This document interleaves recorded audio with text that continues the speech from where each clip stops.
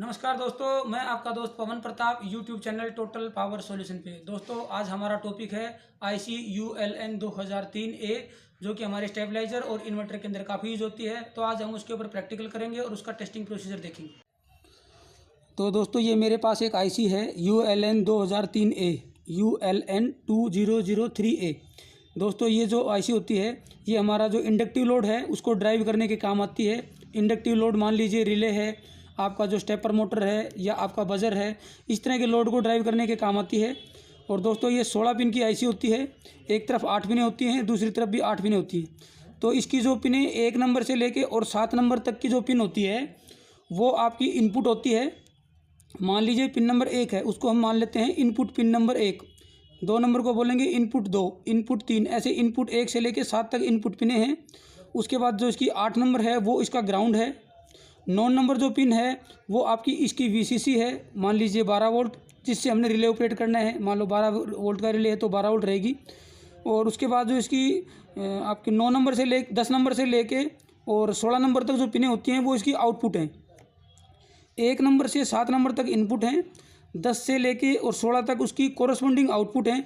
मतलब मान लीजिए 1 नंबर है, उसके सामने वाली 16 नंबर है वो उसकी आउटपुट है। 2 नंबर है, उसके सामने वाली उसी की जो है 15 नंबर उसकी आउटपुट है। यानी कि जो इनपुट है उसके ठीक सामने वाली जो पिन है वो उसी इनपुट की आउटपुट है इसके अंदर। तो इसको हम इसकी वर्किंग मैं आपको समझा दूंगा यहाँ पे। इसको यूज़ कहाँ करते हैं, मान लीजिए इन्वर्टर के अंदर हम यूज़ करते हैं इसको, जैसे ल्यूमिनस का जो PCB है उसके अंदर यूज़ करते हैं, साइन वेव में भी, स्क्वायर वेव में भी, स्टेबलाइजर के अंदर भी रिले ऑपरेट करने के लिए इसको यूज़ कर सकते हैं। थोड़ा सा फंडामेंटल बता देता हूँ यहाँ पे कि मान लीजिए हमने इसकी पिन नंबर 1 को लो किया, उस केस में इसकी पिन नंबर जो 16 है वो हाई हो जाएगी। और अगर हम पिन नंबर 1 को अगर हम हाई कर देते हैं तो उसी के सामने वाली पिन जो है 16 नंबर पिन है वो लो हो जाएगी। यानी कि एक ये नोट गेट की तरह काम करेगी। अगर लो देंगे तो हाई हो जाएगी, अगर हाई इनपुट देंगे तो लो हो जाएगी। तो हम इसको 5 वोल्ट देंगे तो इसकी आउटपुट जो है वो लो हो जाएगी, ग्राउंड। अगर हम इसको 0 देंगे, यहाँ पे 5 वोल्ट नहीं देंगे, उस केस में इसकी जो आउटपुट है वो 12 वोल्ट आपको मिलेगी। जैसे अगर इसकी VCC 12 वोल्ट है तो इसकी 12 वोल्ट मिलेगी। और जिस पिन को भी हम लो या हाई करेंगे, ठीक उसके सामने वाली जो पिन है वो लो या हाई हो जाएगी। तो उसको चेक करने के लिए मैंने यहाँ पे एक PCB बनाई है। देखिए, ये हमारा जो है ये हमारा एक हमने टेस्टिंग जी बनाई हुई है, जो आपके लिए थोड़ी सी कॉम्प्लिकेटेड लगेगी। इसके अंदर हम क्या करते हैं, ULN 2003 को भी चेक कर लेते हैं, 555 को भी चेक कर लेते हैं, कंट्रोलर को भी चेक कर लेते हैं। तो इसको चेक करने के लिए हमने एक छोटी सी जिग बनाई हुई है। हम इस जो बाकी सर्किट को हम यहाँ पे भूल जाते हैं, तो सिर्फ इस अगर कॉर्नर वाले सर्किट को देखेंगे तो ये ULN 2003 को चेक करने के लिए हमने सर्किट बनाया हुआ है कि ULN 2000 को चेक हम करें कैसे। तो उसके लिए मैंने इसको टेस्टिंग के लिए क्या किया है कि इसकी 8 नंबर पिन को तो मैंने ग्राउंड कर दिया है, और इसकी जो 9 नंबर पिन है उसको मैंने 12 वोल्ट दे दिए। उसके बाद जो है इसके ऊपर मैंने एक पे बजर कनेक्ट कर दिया है और बाकी पे LED।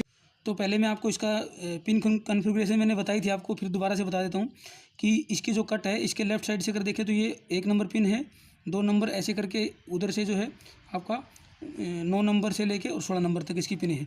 ये इनपुट पिनें होती हैं इसकी।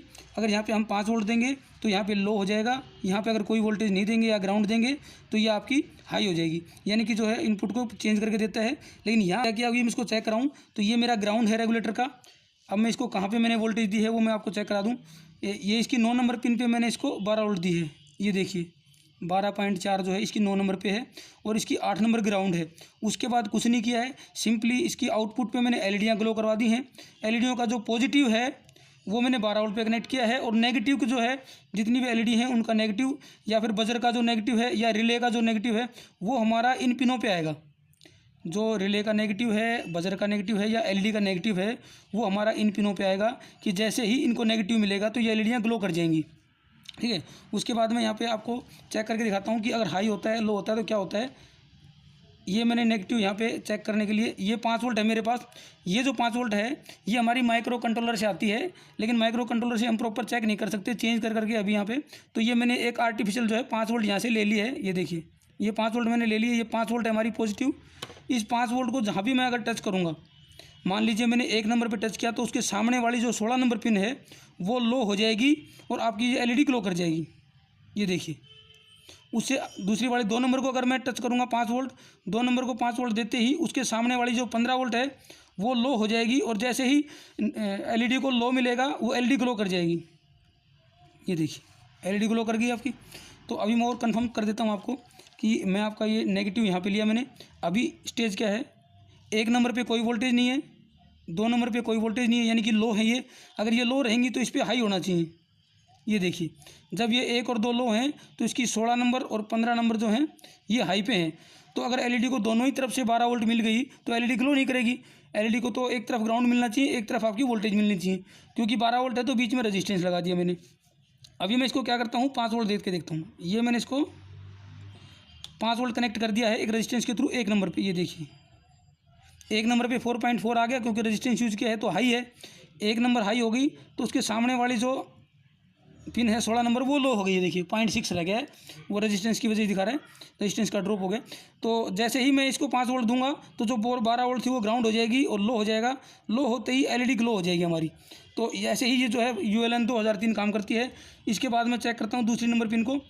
अब इसको मैंने लो कर दिया तो ये हमारी बंद हो गई है। अब इसको मैं दूसरे नंबर को हाई करूँगा तो उसके सामने वाली जो है आपकी एलईडी है वो ग्लो करेगी। अब बजर के लिए मैंने 3-4 एलईडियाँ छोड़ के जो 6 नंबर पे बजर कनेक्ट किया हुआ है, तो जैसे ही मैं इसको हाई दूंगा, मान लीजिए ये माइक्रो कंट्रोलर से इसको 5 वोल्ट मिल रही है किसी पिन से, तो जैसे ही 5 वोल्ट इसको मिलेगी ये देखिए बजर ऑन हो जाएगा। ये देखिए मैं आपको दिखा देता हूँ पहले वोल्टेज। फिर ये मैंने आपको चेक करके दिखाया, ये 12 वोल्ट है। उसके बाद जैसे ही मैं कनेक्ट करूँगा तो आपका जो है ये देखिए लो हो गई है।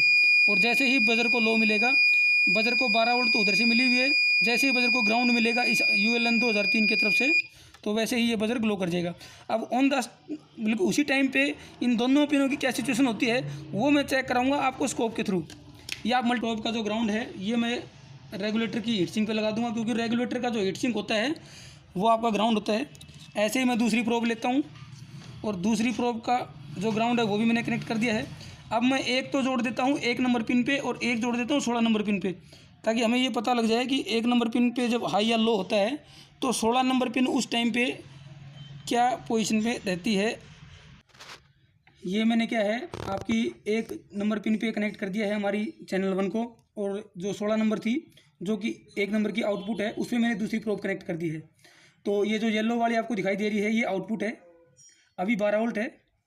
ये जो 2 नंबर जहाँ पे लिखा हुआ है ये आपका ग्राउंड लेवल है, ये ग्राउंड लेवल है। और ये जो दिखा रहा है ये 12 वोल्ट इसकी वोल्टेज दिखा रहा है यहाँ पे। और ये 1 नंबर जो है ये भी ग्राउंड लेवल पे ही है, क्योंकि इसके जो है जहाँ पे इसका ग्राउंड है वहीं पे इसकी ये जो लाइनिंग है ये दिखाई दे रही है हमारे को, तो ये ग्राउंड पे ही है। ये जो आउटपुट है 2 नंबर पे हमने आउटपुट कनेक्ट किया है वो 12 वोल्ट अभी दिखा रही है। तो जैसे ही मैं 5 वोल्ट दूंगा, जैसे ही मैं इसको इनपुट पे 5 वोल्ट दूंगा, उस केस में क्या होगा कि जो आउटपुट है वो तो लो हो जाएगी और जो इसकी इनपुट है क्योंकि हमने 5 वोल्ट दे दिया है तो वो हाई हो जाएगी। ये देखिए मैं कनेक्ट करके दिखाता हूँ, आप स्कोप पे भी देखेंगे। ये देखिए एलईडी ग्लो कर गई। और ये देखिए मैं इसको होल्ड कर देता हूँ, ये मैंने होल्ड कर दिया। मैंने 5 वोल्ट दिया, इतने टाइम के बाद मैंने 5 वोल्ट हटा दिया। जैसे ही 5 वोल्ट दिया तो इनपुट पे जहाँ पे मैंने 5 वोल्ट दिया उसने तो 5 वोल्ट दिखा दिया। ठीक उसी टाइम पे, उसी इंस्टेंट ऑफ टाइम पे ये जो आउटपुट थी वो लो हो गई।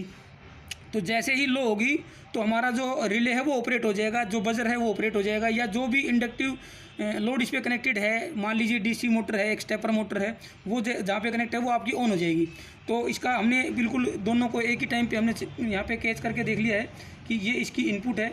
इनपुट को मैंने हाई किया, जैसे ही इनपुट को हाई किया उसी टाइम पे जो आउटपुट इसकी 12 वोल्ट थी वो 0 हो गई अप्रोक्सीमेट। ये रेजिस्टेंस की वजह से कुछ वैल्यू दिखा रही है आपको, रेजिस्टेंस का ड्रॉप हो जाता है इसके अंदर।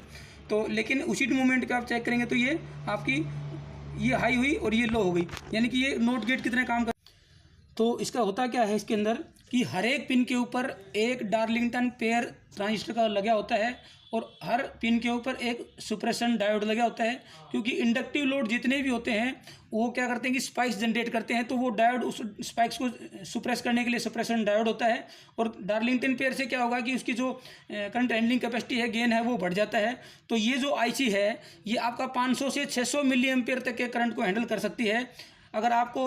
अगर ज़्यादा बड़ी रिले ऑपरेट करानी है, रिले 12 ही वोल्ट की है, लेकिन आप चाहते हो कि वो रिले का जो ओम है कम है, बड़ी रिले है, तो आपकी इसकी 2 पिनों को शॉर्ट करके इसके करंट हैंडलिंग कैपेसिटी को बढ़ा सकते हो। तो एक बार मैं फिर से दिखा देता हूँ आपको रन करके इसको। मैं 2 से 3 बार इसको ऑन ऑफ करूँगा, वैसे आपको पता लगेगा। देखिए यहाँ पे स्कोप पे देखिएगा, मैं ये मैंने कनेक्ट किया, ये हटा दिया, ये मैंने कनेक्ट किया, फिर हटा दिया। तो ये आप देखेंगे तो ये इस तरीके से आपकी जो ULN 2003 है, जितने टाइम के लिए माइक्रो से सिग्नल आएगा उतने ही टाइम के लिए ये आपकी लो हो जाएगी। जैसे ही माइक्रो कंट्रोलर से सिग्नल गया ये वापस से हाई हो जाएगी और आपका जो डिवाइस इसके ऊपर कनेक्टेड कंपोनेंट है वो आपका ऑफ हो जाएगा। इसको अगर आपको चेक करना है तो चेक करने का सबसे फंडामेंटल तरीका ये है कि मल्टीमीटर को DC पे करो और इसकी 8 नंबर पे नेगेटिव लगाओ और 9 नंबर पे पॉजिटिव लगाओ। अगर वहाँ 12 वोल्ट आ रही है और आपकी IC गर्म नहीं है तो आपकी IC के ठीक होने के चांसेस हैं। उसके बाद क्या करना है, मान लीजिए बजर ऑन हो, बजर आपका कंटिन्यूस बीप कर रहा है या रिले ऑपरेट है, तो जो भी पिन आपकी यहाँ पे ग्राउंड है तो उसके अगेंस्ट उसके ठीक दूसरे वाली पिन जो है वो आपकी हाई होनी चाहिए। अगर यहाँ पे हाई है तो वो दूसरी पिन लो होनी चाहिए। तो दोस्तों अगर आपको हमारे वीडियोज़ पसंद आते हों तो आप हमारे वीडियोज़ को लाइक कर सकते हैं, शेयर कर सकते हैं और उनको सब्सक्राइब भी कर सकते हैं। Thank you.